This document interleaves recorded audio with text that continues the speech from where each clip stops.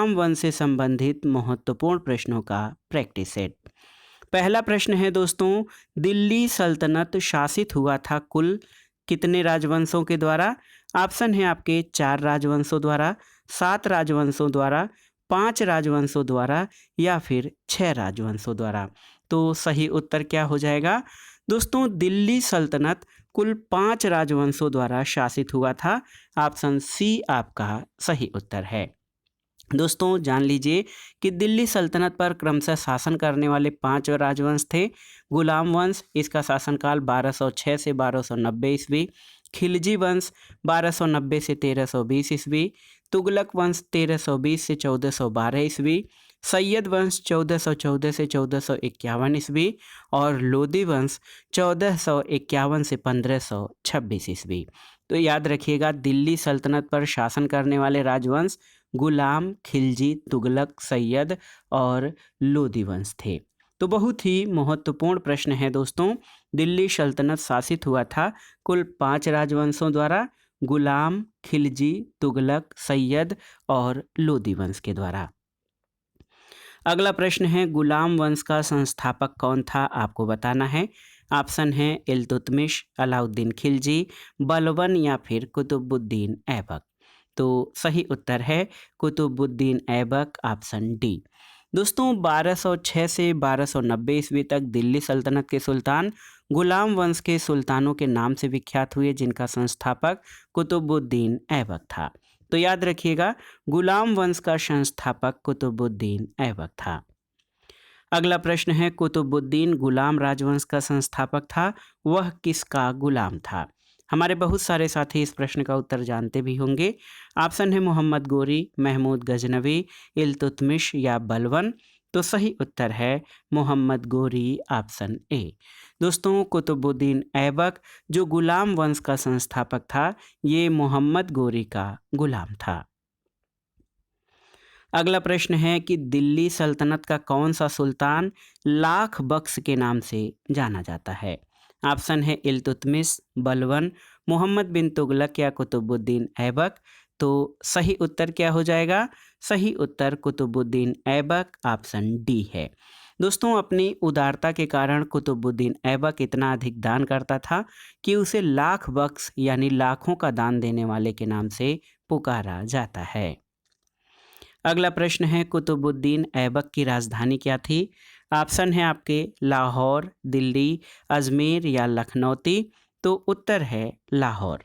दोस्तों याद रखिएगा, मोहम्मद गोरी की मृत्यु 1206 में होने के बाद लाहौर के विशिष्ट जनों और अमीरों ने कुतुबुद्दीन ऐबक को सार्वभौम शक्तियां ग्रहण करने के लिए आमंत्रित किया। ऐबक की राजधानी लाहौर थी। तो याद रखिएगा, गुलाम वंश के संस्थापक कुतुबुद्दीन ऐबक ने अपने शासन सत्ता का संचालन लाहौर से किया और यही उसकी राजधानी थी। अगला प्रश्न है, सुल्तान कुतुबुद्दीन ऐबक की मृत्यु कैसे हुई? ऑप्शन है उनके एक महत्वाकांक्षी कुलीन व्यक्ति ने कपट से छुरा मारकर हत्या कर दी। ऑप्शन बी है पंजाब पर अधिकार जमाने के लिए गजनी के शासक ताजुद्दीन यलदौज के साथ हुए युद्ध में मृत्यु हुई। तीसरा है बुंदेलखंड के किले कालिंजर को घेरा डालते समय उन्हें चोटें लगी, जिसके कारण बाद में उनकी मृत्यु हो गई। और चौथा है चौगान की क्रीड़ा के दौरान अश्व से गिरने के पश्चात उसकी मृत्यु हो गई। तो सही उत्तर ऑप्शन डी हो जाएगा। सुल्तान कुतुबुद्दीन ऐबक की मृत्यु जो है ये दोस्तों आप जान लीजिए, चौगान के खेल यानी आधुनिक पोलो की भांति का एक खेल था, उसमें घोड़े से गिरने के उपरांत 1210 में हुई थी। तो याद रखिएगा, कुतुबुद्दीन ऐबक की मृत्यु चौगान की क्रीड़ा के दौरान घोड़े से गिरने के पश्चात हुई थी। अगला प्रश्न है कि निम्नलिखित में से किसने दिल्ली को सल्तनत की राजधानी के रूप में स्थापित किया था? ऑप्शन है कुतुबुद्दीन ऐबक, इल्तुतमिश, रजिया या फिर मुइजुद्दीन गोरी। तो सही उत्तर है इल्तुतमिश, ऑप्शन बी। दोस्तों इल्तुतमिश, इसका शासनकाल 1211 से 1236 ईस्वी था। इसने दिल्ली को सल्तनत की राजधानी के रूप में स्वीकार किया या स्थापित किया। इससे पूर्व ऐबक ने लाहौर से ही शासन किया था। अगला प्रश्न है, दिल्ली का वह प्रथम सुल्तान कौन था जिसने नियमित सिक्के जारी किए और दिल्ली को अपने साम्राज्य की राजधानी घोषित किया था? तो सही उत्तर है इल्तुतमिश, ऑप्शन बी। दोस्तों, इल्तुतमिश दिल्ली का प्रथम सुल्तान था जिसने नियमित सिक्के जारी किए और दिल्ली को अपने साम्राज्य की राजधानी घोषित किया था। ऑप्शन बी आपका सही उत्तर है। अगले प्रश्न पर चलते हैं दोस्तों। प्रश्न संख्या 9, दिल्ली का प्रथम मुस्लिम शासक कौन था, आपको बताना है। कुतुबुद्दीन ऐबक, इल्तुतमिश, रजिया या फिर बलवन। तो सही उत्तर है इल्तुतमिश, ऑप्शन बी। दोस्तों, आप जान लीजिए कि दिल्ली का पहला मुस्लिम शासक इल्तुतमिश था। उसने सुल्तान के पद की स्वीकृति गोर के किसी शासक से नहीं बल्कि खलीफा से प्राप्त की थी। तो याद रखिएगा दोस्तों, दिल्ली का पहला मुस्लिम शासक इल्तुतमिश था। अगला प्रश्न है, गुलाम का गुलाम किसे कहा गया? मोहम्मद गोरी को, कुतुबुद्दीन ऐबक को, बलवन को या फिर इल्तुतमिश को। तो सही उत्तर ऑप्शन डी, इल्तुतमिश को। ऑप्शन डी आपका सही उत्तर है। दोस्तों, गुलाम का गुलाम इल्तुतमिश को कहा जाता है और मोहम्मद गोरी के गुलाम कुतुबुद्दीन ऐबक ने इल्तुतमिश को खरीदा था। तो ऐसे देखा जाए तो कुतुबुद्दीन ऐबक जो है वो मोहम्मद गोरी का गुलाम था और इल्तुतमिश जो है ये कुतुबुद्दीन ऐबक का गुलाम था। इसलिए इल्तुतमिश को गुलाम का गुलाम कहा जाता है। अगला प्रश्न है दोस्तों, मंगोल आक्रमणकारी चंगेज खां भारत की उत्तर पश्चिम सीमा पर किसके काल में आया था? ऑप्शन है अलाउद्दीन खिलजी, इल्तुतमिश, बलवन या फिर ऐबक। तो सही उत्तर क्या हो जाएगा? सही उत्तर इल्तुतमिश, ऑप्शन बी हो जाएगा। दोस्तों, मंगोल नेता चंगेज खां भारत की उत्तर पश्चिमी सीमा पर इल्तुतमिश के शासनकाल में आया था। अगले प्रश्न पर आते हैं। इल्तुतमिश ने बिहार में अपना प्रथम सूबेदार नियुक्त किया था किसको? ऐवाज को, नसीरुद्दीन महमूद को, अली मर्दान को या फिर मलिक जानी को। तो सही उत्तर मलिक जानी, ऑप्शन डी हो जाएगा। दोस्तों, इल्तुतमिश ने बिहार शरीफ और बाढ़ पर अधिकार कर राजमहल की पहाड़ियों में तेलियागढ़ी के समीप हिसामुद्दीन ऐवाज को पराजित किया और इल्तुतमिश ने ऐवाज के स्थान पर मलिक जानी को बिहार का सूबेदार नियुक्त किया था। अगले प्रश्न पर आते हैं दोस्तों, रजिया बेगम को सत्ताच्युत करने में किसका हाथ था? ऑप्शन है आपके अफगानों का, मंगोलों का, तुर्कों का या फिर अरबों का। तो सही उत्तर क्या हो जाएगा? तुर्कों का, ऑप्शन सी। दोस्तों, रजिया बेगम को सत्ताच्युत या सत्ता से हटाने में तुर्कों का हाथ था। उन्होंने भटिंडा के गवर्नर मलिक अल्तुनिया के नेतृत्व में रजिया के विरुद्ध विद्रोह कर उसे सत्ता से हटाया था। अगला प्रश्न है दोस्तों, दिल्ली के सुल्तान बलवन का पूरा नाम क्या था? ऑप्शन है जलालुद्दीन बलवन, इल्तुतमिश बलवन, गयासुद्दीन बलवन या कुतुबुद्दीन। तो सही उत्तर गयासुद्दीन बलवन। दोस्तों, याद रखिएगा कि सुल्तान बलवन का पूरा नाम गयासुद्दीन बलवन था। बलवन ने 1266 से 1286 तक सुल्तान के रूप में दिल्ली सल्तनत की बागडोर संभाली थी। अगला प्रश्न है, दिल्ली के किस सुल्तान के विषय में कहा गया है कि उसने रक्त और लौह की नीति अपनाई थी? ऑप्शन है इल्तुतमिश, बलवन, जलालुद्दीन फिरोज खिलजी या फिरोज शाह तुगलक। तो सही उत्तर क्या है? सही उत्तर बलवन हो जाएगा, ऑप्शन बी। दोस्तों, बलवन के विषय में कहा गया है कि उसने रक्त और लौह यानी ब्लड एंड आयरन की पॉलिसी अपनाई थी।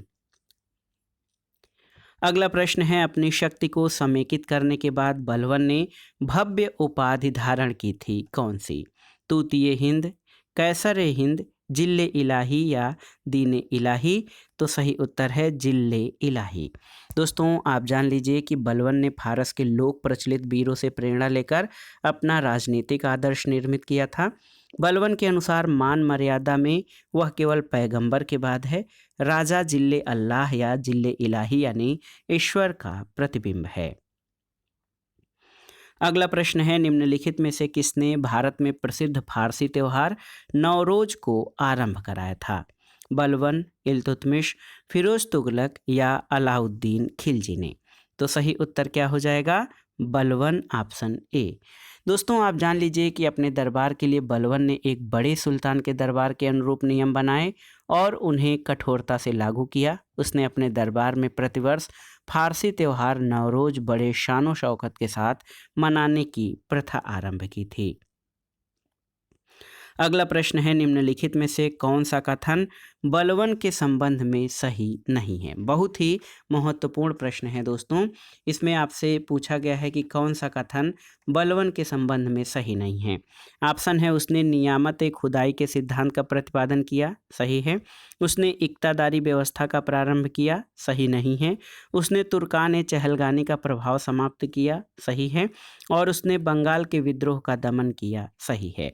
तो सही उत्तर पूछा गया है कि कौन सा कथन बलवन के संबंध में सही नहीं है, तो ऑप्शन बी आपका सही नहीं है। दोस्तों, इक्तादारी व्यवस्था का प्रचलन बलवन ने नहीं बल्कि इल्तुतमिश ने किया था। शेष कथन बलवन के बारे में आपके सही हैं। अगला प्रश्न है, निम्नलिखित सुल्तानों में किसने गढ़ मुक्तेश्वर की मस्जिद की दीवारों पर अपने शिलालेख में स्वयं को खलीफा का सहायक कहा है। ऑप्शन है, बलवन, कैकुबाद, जलालुद्दीन खिलजी या उपर्युक्त में से कोई नहीं। तो सही उत्तर बलवन हो जाएगा, ऑप्शन ए। दोस्तों, बहुत ही महत्वपूर्ण प्रश्न है। बलवन ने गढ़ मुक्तेश्वर के मस्जिद के दीवारों पर उत्कीर्ण शिलालेख पर स्वयं को खलीफा का सहायक कहा है।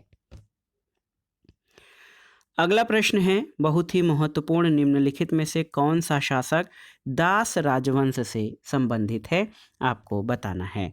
ऑप्शन है, इल्तुतमिश, हुमायूं, अकबर या फिर अहमद शाह अब्दाली। तो सही उत्तर आप जानते भी हैं, इल्तुतमिश हो जाएगा, ऑप्शन ए आपका सही उत्तर है। दिए गए विकल्पों में दोस्तों इल्तुतमिश दास राजवंश या गुलाम राजवंश से संबंधित है। वो अलवरी जनजाति का, इलवरी याद रखिएगा, इल्तुतमिश जो है वो इलवरी जनजाति का तुर्क था और ये गुलाम वंश से संबंधित था। अगले प्रश्न पर आते हैं दोस्तों। प्रश्न संख्या 21 है कि छोटा बालक तेमुजिन बड़े होने पर कहलाया था क्या। अतिल्ला दहुन, चंगेज खा या जहगीज खान, सुलेमान प्रतापी या तैमूर लंग या तैम्बरलेन। तो सही उत्तर क्या हो जाएगा दोस्तों। सही उत्तर है चंगेज खां, ऑप्शन बी, चंगेज खा या जेंगहीज खान। दोस्तों, आप जान लीजिए चंगेज खां या जेंगहीज खान का वास्तविक या प्रारंभिक नाम तेमुजिन या तेमुचिन था। चंगेज खां मंगोलिया का निवासी था और चंगेज खां ने मंगोलों की एक सुसंगठित सेना तैयार की थी। अगला प्रश्न है कि दिल्ली पर राज करने वाली पहली महिला शासिका कौन है। चांद बीबी, रजिया सुल्तान, जीजाबाई या बेगम हजरत महल। तो सही उत्तर है रजिया सुल्तान, ऑप्शन बी। दोस्तों, दिल्ली पर शासन करने वाली प्रथम महिला शासिका रजिया सुल्तान थी। रजिया ही एकमात्र मुस्लिम स्त्री थी जो दिल्ली की गद्दी पर बैठी थी और भारतीय इतिहास में उसे प्रथम महिला शासिका होने का गौरव प्राप्त है। अगला प्रश्न है, दिल्ली के सुल्तान का पद संभालने से पहले बलवन किस सुल्तान का प्रधानमंत्री था, आपको बताना है। ऑप्शन है, नसीरुद्दीन, कुतुबुद्दीन ऐबक, बहराम शाह या आराम शाह। तो सही उत्तर क्या हो जाएगा। सही उत्तर ऑप्शन ए, नसीरुद्दीन। दोस्तों, जान लीजिए कि दिल्ली के सुल्तान का पद संभालने से पहले बलवन या गयासुद्दीन बलवन नसीरुद्दीन महमूद का प्रधानमंत्री था। अगला प्रश्न है, दिल्ली सल्तनत का उद्धारक कौन था, आपको बताना है। ऑप्शन है, कुतुबुद्दीन ऐबक, मिन्हास उस सिराज, इल्तुतमिश या गयासुद्दीन बलवन। तो सही उत्तर है दिल्ली सल्तनत का उद्धारक इल्तुतमिश को माना जाता है। ऑप्शन सी आपका सही उत्तर है, आप जान लीजिए। और क्यों, तो ये भी जानना जरूरी है, इल्तुतमिश को दिल्ली सल्तनत का उद्धारक क्यों कहा जाता है, तो आप जान लीजिए दोस्तों। इल्तुतमिश ने दिल्ली सल्तनत की शाही संरचना के प्रमुख अंग एकता प्रणाली, सैन्य व्यवस्था और मुद्दा प्रणाली को सुव्यवस्थित करने का कार्य किया था। इसीलिए दिल्ली सल्तनत का उद्धारक इल्तुतमिश को माना जाता है। अगला प्रश्न है, निम्न में किसको शक्तिशाली नोबलों के एक समूह चिहलगानी के विनाश का श्रेय दिया गया था। ऑप्शन है, इल्तुतमिश, रजिया सुल्तान, बलवन या फिर कुतुबुद्दीन ऐबक। तो सही उत्तर है बलवन, ऑप्शन सी। दोस्तों, बहुत ही महत्वपूर्ण प्रश्न है, आप जान लीजिए कि चिहलगानी के विनाश का श्रेय जो है बलवन को दिया जाता है। ऑप्शन सी आपका सही उत्तर है। अगला प्रश्न है रजिया सुल्तान किसकी बेटी थी? अल्तमस या इल्तुतमिश की, कुतुबुद्दीन ऐबक की, नसीरुद्दीन की या बलवन की? तो सही उत्तर ऑप्शन ए अल्तमस की। दोस्तों रजिया सुल्तान गुलाम वंश की शासिका थी। वो उत्तर भारत की प्रथम मुस्लिम महिला शासिका थी और इल्तुतमिश की पुत्री थी। अगला प्रश्न है निम्नलिखित को दिल्ली पर उनके शासन के तिथिक्रम के अनुसार व्यवस्थित कीजिए। रजिया, बलवन, इल्तुतमिश और नसीरुद्दीन। तो दोस्तों सबसे पहले इसमें इल्तुतमिश का शासनकाल है। इल्तुतमिश ऐसे मैं इल्तुतमिश कर दे रहा हूँ। इसका शासनकाल 1211 से 1236। उसके बाद रजिया का शासनकाल आप जानते भी होंगे 1236 से 1240। नसीरुद्दीन महमूद का शासनकाल जो है 1246 से 1266 और लास्ट में बलवन का शासनकाल 1266 से 1286 है। तो क्रम जो हो जाएगा वो हो जाएगा इल्तुतमिश 3, उसके बाद रजिया 1, फिर आपका नसीरुद्दीन और फिर बलवन। 3 1 4 2। तो 3 1 4 2 ऑप्शन डी आपका सही उत्तर है। अगला प्रश्न है दोस्तों राजा दैवी अधिकार से संपन्न है। इससे मिलता जुलता सिद्धांत है राजा की गरिमा। इस दूसरे सिद्धांत को प्रतिपादित करने वाला प्रथम मुस्लिम शासक कौन था आपको बताना है। ऑप्शन है अलाउद्दीन खिलजी, कुतुबुद्दीन ऐबक, इल्तुतमिश या बलवन। तो सही उत्तर बलवन हो जाएगा। दोस्तों राजत्व की गरिमा का सिद्धांत प्रतिपादित करने वाला पहला शासक बलवन था। उसने दरबारियों से कहा था कि राजत्व एक दैवी संस्था है। अगला प्रश्न है निम्नलिखित में से किसने दिल्ली की सल्तनत पर राज नहीं किया था?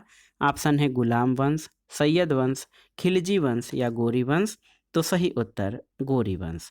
दोस्तों आप जान लीजिए कि दिल्ली सल्तनत का काल 1206 से 1526 ईस्वी तक के काल को माना जाता है और गोर वंश ने कभी दिल्ली पर शासन नहीं किया था।